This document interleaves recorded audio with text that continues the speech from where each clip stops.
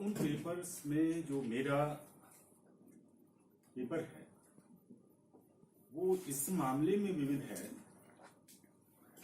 कि राष्ट्रीय और अंतर्राष्ट्रीय मुद्दों पर काफी ज्वलंत समस्याओं को लेकर हमने बात रखी है।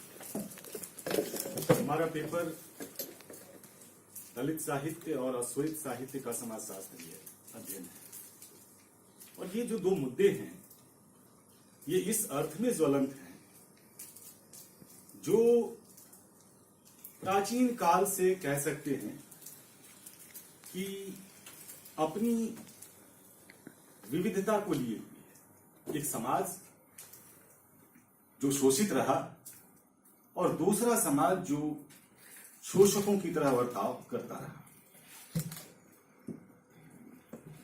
इस पेपर की एक और जो विशेषता है कि जो समस्याएं समाज में रही हैं वह प्राकृतिक रूप से नहीं है, मानव जनित है और मनुष्यों के द्वारा जो समस्याएं उत्पन्न की गई हैं उन समस्याओं का घिनौना रूप दलित और अश्वेत के जीवन में दिखता है। अब सबसे पहला सवाल यह उठता है कि दलित जीवन क्या प्राकृतिक है, अश्वेत जीवन प्राकृतिक है? तो मेरा इसमें उत्तर होता है नहीं। जिस तरह से आप देख रहे हैं कि जो दलित जीवन की जो शुरुआत है वह ब्राह्मणवादी विचारधारा के तहत जातिगत अवस्थाओं से जुड़ा हुआ है, व्यवस्थाओं से जुड़ा हुआ है और हमने इसको वैदिक ब्राह्मण संस्कृत संस्कृति के तहत कुचले हुए लोगों की बात की है। भारतीय समाज में जो दलित जीवन है और जो उस पर लिखे गए हैं उन पर अगर आप नजर डालें तो आप देखेंगे कि दलित जो मरहूम रहे हैं, जो सवर्ण समाज और अवर्ण समाज के बीच में जो भेद रहा है उसमें चार चीजें महत्वपूर्ण रही हैं। और मैं कोई नई बात नहीं कर रहा हूं, नई बात इसलिए नहीं कह रहा हूं कि यह आपके समाज में दिखता है, मौजूद है और उस मौजूद होती चीजों को हम किस तरह से अपनी नजर से दूर किए हुए। छुआछूत की घटनाएं आज भी घट रही हैं। आजाद भारत के आज 70 साल हो गए और उस तरह की छुआछूत जिसको आप घिनौनी कह सकते हैं, उस घिनौने वर्ताव को आज भी अपने दिमाग में समेटे हुए। क्यों? सवाल उठता है। वह इसलिए कि जिस ब्राह्मणवादी व्यवस्था की बात हम कर रहे हैं और वैदिक ब्राह्मण संस्कृत संस्कृति में जो विचार आए हैं वह एक मनोवैज्ञानिक पहलू को भी छूता है। दलित समस्या कोई, मैं कह रहा हूं शुरू से कि यह प्राकृतिक समस्या नहीं है, यह मानव द्वारा उत्पन्न घृणित समस्या है। चाहे तो आप इसे एक दिन में खत्म कर सकते हैं। दिक्कत क्या है? आप किसी मनुष्य को मनुष्य से छूने भर से केवल आप उसका आंख फोड़ देते हैं, गला काट देते हैं, या फिर आप किसी को इसलिए जलील करते हैं कि वो निम्न जाति में पैदा हुआ है। क्या पैदा होना किसी के वश में है? अगर मैं चाहूं being a Dalit, yes I am Dalit, मैं गर्व से कहता हूं कि मैं दलित हूं। ये मेरे वश में था कि मैं दलित घर में पैदा हूं। और अगर मेरे ऑप्शन में टिक लगाना होता तो भारतीय समाज में मैं कहता कि भाई ब्राह्मण के घर में पैदा कर दो। क्यों? यह जो विकल्प है भारतीय समाज का, और वैश्विक स्तर पर जब मैं फ्रांस में सेमिनार प्रेजेंट कर रहा था वहां भी मैं इन्हीं बातों को लेकर के रखा कि आखिर यह जो समस्या है, इस समस्या के पीछे कारण क्या है? कोई एक कारण तो बताओ कि कोई भी जाति के आधार पर व्यक्ति अलग अलग हो सकता है। यह तो संभव नहीं है। आधुनिक विचार जो मार्क्सवादी विचार है उसमें दो तरह के वर्गों की व्याख्या की गई है, एक अमीर है और दूसरे गरीब हैं। श्वेत और अश्वेत की जो समस्या है, एक गोरे हैं और एक काले हैं, लेकिन जातिवादी व्यवस्था में एक गोरा व्यक्ति दलित भी छुआछूत का शिकार हो सकता है। अब ये क्यों होगा भाई, एक सवाल उठता है। और सेमिनार के पन्नों में मैं इसी पे बात किया हूं, और बात करने की इसलिए भी जरूरत है कि जिस समाज में अछूत का कोड़, छुआछूत का कोड़ हो, पहले आप उस समाज को देखेंगे या फिर उस संस्कृति का गुणगान करेंगे जिस संस्कृति में, जिसको आप भारतीय महान संस्कृति कहते हैं, मेरा भारत महान कहते हैं, उसके लगभग 18% आबादी के साथ में आप छुआछूत का बर्ताव करते हैं। पद और प्रतिष्ठा इस जाति के स्तर पर दुर्मिल हो जाती है। बाबू जगजीवन राम जब संपूर्णानंद की मूर्ति का अनावरण करते हैं बनारस में, और उस समय में आप मानिए कि वो प्रधानमंत्री थे, और मूर्ति के अनावरण के बाद 21 घड़े गंगा जल, दूध वगैरह वगैरह से उस मूर्ति को धोया गया, इसलिए कि मूर्ति एक चमार के हाथों अनावृत हुआ था। ये जो सवाल समाज में है, आप दिल्ली में रहकर नहीं देख सकते हैं। मैं बिहार में पैदा हुआ, दिल्ली में पढ़ाया जेएनयू में। गोपाल सर हमारे सीनियर रहे, वहां उन्होंने बहुत लंबी लड़ाई लड़ी है इस बात को लेकर। इन्होंने समझा है, और हम लोगों ने उस समाज को चुनौती दी कि आप किस आधार पर किसी योग्य दलित को अयोग्य साबित कर सकते हैं। आप जिस शिक्षण संस्थान में हैं, आप कभी सर्वे कीजिए, एनएफएस नॉट फाउंड सुटेबल कौन होता है। पहले एजुकेशनल इंस्टीट्यूट में एससी एसटी के लोग अवेलेबल नहीं थे, जब अवेलेबल होने लगे तो नॉट फाउंड सुटेबल होने लगे। ये किस आधार पर? शिक्षण संस्थानों में आप देखेंगे कि बहुत सारे विभाग ऐसे हैं जहां पर कि एक ही जाति के लोग मौजूद हैं। ऐसी कौन सी प्रतिभा क्या खा करके उनको पैदा किया भाई कि सारे के सारे एक ही जाति में विद्वान पैदा हो गए? बाकी लोग कहां चले गए भाई? इस देश की आजादी केवल कुछ जातियों को मिली थी या फिर समूचे भारतवर्ष को मिली थी? आप शब्दों में क्या प्रयोग करते हैं? हिंदुस्तान, ये हिंदुस्तान नहीं, हिंदुस्तान है, थान है, हिंदुओं का थान है। और हिंदू का मतलब वर्ण व्यवस्था, जिसमें 4 जातियां हैं, ब्राह्मण, क्षत्रिय, वैश्य और शूद्र, और 5वीं जाति दलित है, अनटचेबल्स, पंचमाज कहा गया उसको, जाति से भी बाहर है।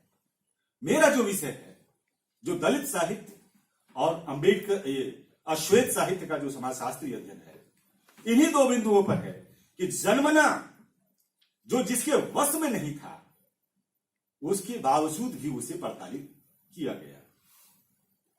इस पॉइंट्स को अगर हम आगे बढ़ाते हैं तो जो सबसे बड़े सवाल रहे कि ऐसा नहीं कि अश्वेत, जिसको कि आप निग्रो, हब्सी, काले, पता नहीं क्या क्या कहते रहे, क्या काला होने से कोई आदमी सुअर हो सकता है क्या? कोई आदमी कुत्ता हो सकता है क्या?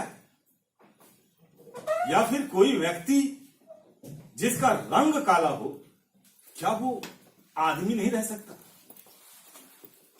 लेकिन विश्व के स्तर पर ऐसा देखा गया कि अगर आपका रंग काला है, आपकी जाति दलित है, तो आपको आदमी की श्रेणी में नहीं रखा जाएगा।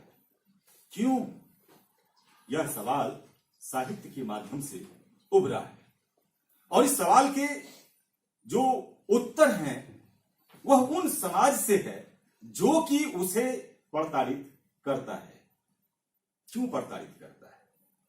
2 चीजें जो हमने पाई हैं कि जो अर्थ और धर्म का जो धंधा रहा है, ये 2 वस्तुतः मूल कारण रहे। जो मैं पहले ही कहा कि समाज, भारतीय समाज 2 वर्गों में बटा है, एक सवर्ण है और दूसरा अवर्ण है। यहां भी अवर्ण है। जातियों को रंग के आधार पर बांटा गया। जो शूद्र और अछूत होंगे वो काले होंगे। एक काले की समस्या अफ्रो अमेरिकन अमेरिका में, और दूसरे काले की समस्या भारत में। ये काले ही काले क्यों? ये जो ब्लैक्स हैं उसी पे सारी यंत्रणाएं क्यों ला दी गई, इसके साहित्य के बहुत सारे प्रमाण हैं। मैं कहा अर्थ और धर्म, ये दो मूल रूप से ऐसी व्यवस्थाएं रही जहां पर कि अश्वेतों को और दलितों को समस्याएं हुई है, और साहित्य में यह बात उभर कर सामने आई है। मैं इसमें दो लोगों के नाम लेना चाहूंगा। एक अंकल टॉम्स केविल, जो अश्वेतों पर लिखा गया शायद प्रथम उपन्यास है, और दूसरा बिलबर्ग टॉनी मॉरिसन की दो किताबों के माध्यम से हम अश्वेतों के जीवन में होने वाली चीजों को दर्शाएंगे और फिर दिखाएंगे कि किस तरह से जो अश्वेत और दलित हैं दोनों की समस्याएं समान हैं, किस अर्थ में समान है और किस अर्थ में अंतर रखता है। मैं आपको जो अश्वेत थे उसको अंकल टॉम्स केविन में किस तरह से दिखाया है, मैं दो लाइन पढ़ के मैं सुनाता हूं। अश्वेतों को पकड़ने के लिए श्वेत शिकारी की तरह जाल बिछाते थे। 5-6 आदमी शिकारी कुत्ते और बंदूक लेकर चलते। हिरण का शिकार करने में मनुष्य जैसे उत्साही रहता है, वैसा ही मनुष्य का शिकार चालू रहने पर उसके शिकार में मनुष्य का उत्साह हो जाता था। आप कल्पना कीजिए अफ्रीका के गांव में, वहां जो अश्वेतों को पकड़ा जाता था, रात में चारों तरफ उसके गांव को घेर लेते और घेर करके मनुष्य को, उस अश्वेत को पकड़कर गुलामों के बाजार में ले जाते थे। और उस बाजार में ले जाकर आप कल्पना कीजिए कि जिस तरह से आप अपने घर में कुत्ते के गले में रस्सी बांध कर रखते हैं, गुलामों के गले में वो सीकड़ बांध करके रखते थे। उसकी जो स्थिति थी, अगर आपके दरवाजे पे कोई पशु बंधा हो, गाय भैंस बकरी, उससे बदतर स्थिति थी। जो अच्छी महिलाएं होती थी उससे 15 से 17 बच्चे पैदा किए जाते थे। ये बॉलीवुड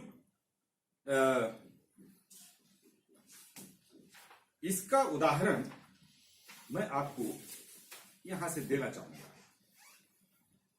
मैं पेपर इसलिए नहीं पढ़ना चाहता कि पेपर पढ़ने से जो वस्तु स्थिति है वो क्लियर नहीं हो पाएगी, और 20 मिनट में पेपर को पढ़ पाना संभव ही नहीं है। ब्रीडर कहा गया है उसे। ब्रीडर का मतलब बच्चा पैदा करने की औरत, बच्चा पैदा करने वाली औरत। और उस औरत को आप उस औरत के बारे में समझिए कि उसकी स्थिति क्या होती होगी जब वो बच्चे पैदा कर रही होगी, उस स्थिति में जबकि उसके पास में कोई भी मेडिकल सुविधा नहीं रही हो। मैं वो मिलेगा तो मैं आपको जरूर कोट करके बताऊंगा। अश्वेतों को रखा कैसे जाता था। अश्वेत गुलाम के मुंह में लोहे की चाबी लगाना, जवान काटकर गूंगा बना देना, कोड़े की मार से चमड़ी उधेड़ देना, बलात्कार करना, पेड़ पर उल्टा लटकाकर खाल खींच लेना, हत्या कर देना श्वेत मालिकों के लिए सामान्य बात थी। अब आप सोच सकते हैं कि एक मनुष्य पर इस तरह के अत्याचार क्यों करेगा। सवाल है कि गोरे जो थे उनके खेतों में काम करने के लिए इन गुलामों को खरीदा जाता था। गुलामों के बाजार लगते थे और उस बाजार में बोली लगाई जाती थी। जो गुलाम जितने मजबूत होते उसकी बोली उतनी ऊंची होती। जो गोरा समाज अपने आप को सभ्य समाज कह रहा है, अगर आप उसके इस इतिहास को देखें, अश्वेत वाले इतिहास को, तो आपको उससे घिन आएगी। या फिर दलितों के जीवन में जो सवर्ण अपने आप को गोरे कह रहे थे, दलितों के जीवन में जो उसने बरपाए, जिस तरह से उन्होंने उसको तबाह किया, उससे भी घृणा हो जाएगी। आखिर ऐसा क्यों? धर्म को लेकर के जो बात होती है, अंकल टॉम्स केबिन में अंकल टॉम अपनी बात रखते हुए कहते हैं कि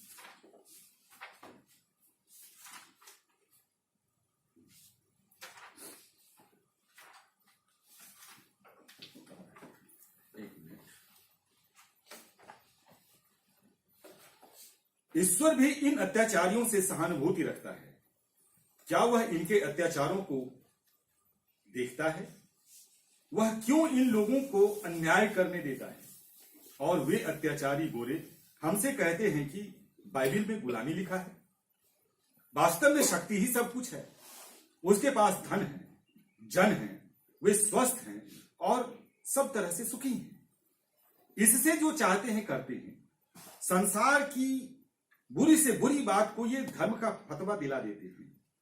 इनका धर्म केवल ढोंग के सिवा और कुछ नहीं है। क्रिश्चियन कहलाने पर भी इनमें धर्म का एक भी गुण नहीं है। जो बेचारे गरीब सच्चे क्रिश्चियन हैं, जिसमें ईसाकी सी सहनशीलता है, उन्हें ये धूल में कूटते हैं और ठोकरे लगाते हैं। जहां तक बनता है उन्हें सताते हैं, उन्हें खरीदते हैं और फिर बेचते हैं। उनके जिगर के खून का, उनकी आहों का, उनके आंसुओं का सौदा करते हैं। ईश्वर उन्हें आज्ञा देता है। ये अंकल टॉम के सवाल है। देखिए, जो सवाल भारतीय संस्कृति में हीरा डोम पूछ रहे थे। हीरा डोम की कविता अछूत की शिकायत 1913 सरस्वती पत्रिका में छपी थी भोजपुरी में, और उसमें हीरा डोम कहते हैं, सवाल करते हैं कि कहवा के सूतल बाटे, कहवा के सूतल बाटे, अब डोम जाति हमनी से छुएली से डरेले। भगवान भी हमसे छुआने से डरा रहे।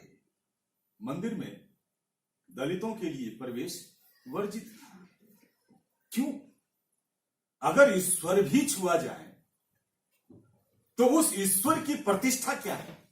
इसका मतलब कि सवर्णों को, श्वेतों को, गोरों को बनाने वाले देवता अलग हैं और अश्वेतों को बनाने वाले अलग हैं। धर्म की दुहाई दे रहे हैं। जो गोरे थे वो कालों को ये कहा करते थे, जो पादरी थे वो ये कहते थे कि जो तुम्हें दासत्व, जो गुलामी मिली है, वह ईश्वर की देन है। और बाइबिल को सामने रख करके कहते थे। वो क्या कहते थे पादरी? पादरी कहते थे, अर्थलोभी गोरे जमींदार स्वार्थवश दासत्व प्रथा को न्याय संगत बताते हैं और उनके टुकड़ों पर बसर करने वाले खुशामदी पादरी इन्हें खुश रखने के लिए इसे बाइबिल से साबित करने के लिए तैयार रहते। यही नहीं, एक जगह लिखते हैं, एक जगह है कि पादरी की दासत्व प्रथा को ईश्वरीय आज्ञा मानने को लेकर लोगों के बीच अपनी बात रखते हैं। बाइबिल में लिखा है कि कैमान देश के आदमियों को दासों के दास बनाकर रहना पड़ेगा। दासत्व प्रथा का विरोध करना बाइबिल का विरोध करना है, ईसा के धर्म का अपमान है। धर्म विरोधी नास्तिकों को आप लोग कभी अपने हृदय में स्थान न दीजिए। ध्यान से बाइबिल पढ़िए, फिर इसमें संदेह नहीं रहेगा कि दासत्व प्रथा ईश्वरीय आज्ञा है। ईश्वर ने कब आज्ञा दे दिया भाई कि काले ही गुलाम रहेंगे? और वही बात दलितों के साथ में भी लागू होती है। गीता में लिखा है, मैं गीता की बात कर रहा हूं, मनुस्मृति की नहीं।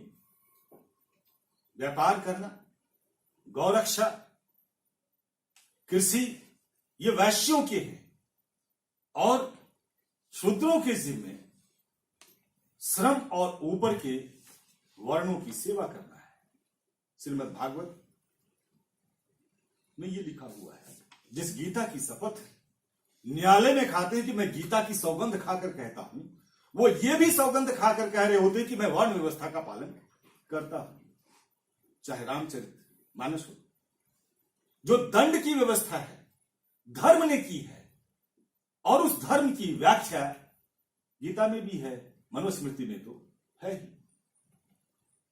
बाइबल के माध्यम से वहां के पादरी अश्वेतों को समझाते थे कि तुम्हें यह जो जीवन मिला है तुम्हारे जीवन पर हम और हमारा हक है, उसी तरह जिस तरह से कि दलितों पर सवर्णों का हक है, ताड़ने का हक है, दंड देने का हक है। आजकल बहुत सारी व्याख्याएं हो रही हैं रामचरितमानस की कि ढोर गवार शूद्र पशु नारी सकल ताड़ना के अधिकारी। ताड़ना का अर्थ लगाते हैं कि इसको उबारना। अरे तुम उबारने वाले कौन होते हो भाई? और अगर तुम उबारने वाले होते तो वाल्मीकि भी दलित था, वेद व्यास शूद्र था और अंबेडकर दलित था। इतने बड़े बड़े विद्वान पैदा हो गए, तुम उबारने वाले कौन होते हो?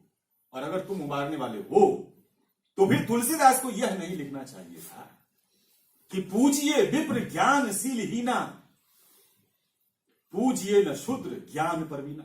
दोनों को मिला दीजिए।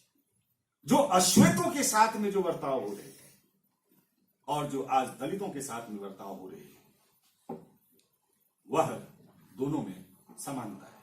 और समानता इस अर्थ में है कि जहां अश्वेत आज अपनी धरती पर एक नागरिकता, श्वेतों और अश्वेतों के बीच की दूरी को कम किया, हमारा देश अभी भी बहुत पीछे है, बल्कि अभी भी प्राचीन काल की व्यवस्था में ही जी रहा है। नहीं तो छुआछूत की घटनाएं इतनी नहीं होती। आप कल्पना कीजिए कि आज की तारीख में एक साल में 46,000 छुआछूत की घटनाएं होती एक साल, और ये 16 में जहां 36,000 थी, आज आकर के 40,000 हो गए। यह देश विकसित हो रहा है, लेकिन दूसरी तरफ इसका ग्राफ भी बढ़ रहा है। अश्वेतों के साथ में इतनी घटनाएं नहीं घटती। वहां का राष्ट्रपति अमेरिका में बराक ओबामा बनते हैं, और अमेरिका के राष्ट्रपति भी दलित हैं, रामनाथ कोविंद जी। जाति से वो जुलाहे हैं, कोरी हैं। लेकिन ये दोनों की स्थिति में अंतर है।